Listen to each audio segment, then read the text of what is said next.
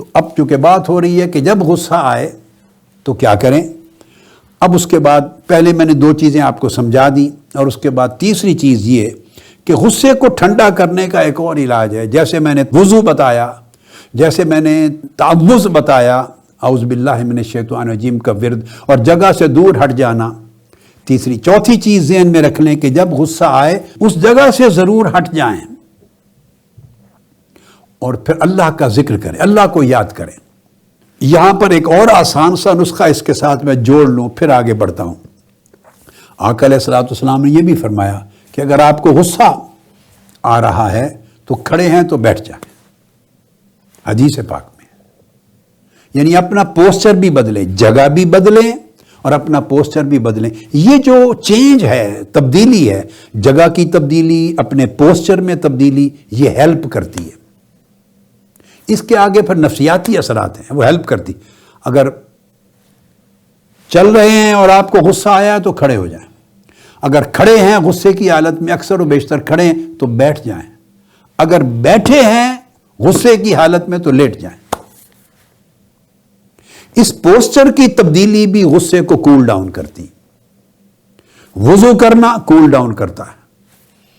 کبھی ایسا بھی ہے اگر پاسبل آپ کے لیے جا کے شاور لے لیں، پورا وضو بھی ہو جائے گا، غسل بھی ہو جائے گا، پورا ٹھنڈا پانی پڑے گا آپ کے جسم پر، تو جو دماغ کھول رہا ہے وہ اس میں ٹھنڈک آئے گی اور وقت مل جاتا ہے.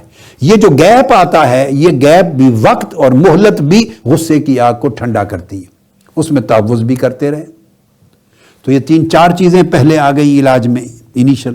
اب میں پلٹ کے آتا ہوں پھر اس نقطے پر کہ ایک علاج یہ ہے کہ اللہ کا ذکر کریں. جب آپ نے اس جگہ سے ہٹ جانا ہے، یہ یہاں سے بگننگ ہے، ابتدا یہاں سے ہے. جہاں کھڑے ہیں وہاں سے چلے جائیں. اس جگہ اگر آپ کھڑے رہے تو شیطان سمجھ لیں کہ آپ کے اوپر اس وقت غالب آ چکا ہے. اس نے لڑائی کرانی ہے، اس نے پھڈا ڈلوانا ہے، اس نے فساد ڈلوانا ہے، رشتے کو خراب کرنا ہے. اور میاں بیوی ہو یا بہن بھائی ہو، خونی رشتہ ہو، ازدواج کا رشتہ ہو، دوستوں کا رشتہ ہو، رشتے کو توڑنا، بدمزگی پیدا کرنا، دشمنی پیدا کرنا، غصہ دلانا اور ایک دوسرے پر طیش دلانا، یہ شیطان کے بڑے آبجیکٹیوز میں سے ایک ہے. شیطان کا پورا قبیلہ ہے جو ہر گھر میں ہر انسان کے ساتھ اپنا کام کر رہا ہوتا ہے. قرآن مجید میں ہے یہ، اِنَّهُ يَرَاكُمْ هُوَ وَقَبِيلُهُ،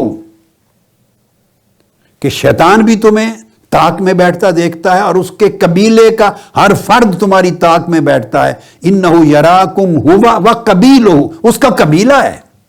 شیطان ایک نہیں ہے جس کا نام ابلیس ہے، نہیں، بلکہ ہزاروں، لاکھوں، خدا جانے ملینز کی تعداد میں شیطان ہے، جنات میں بھی اور انسانوں میں بھی.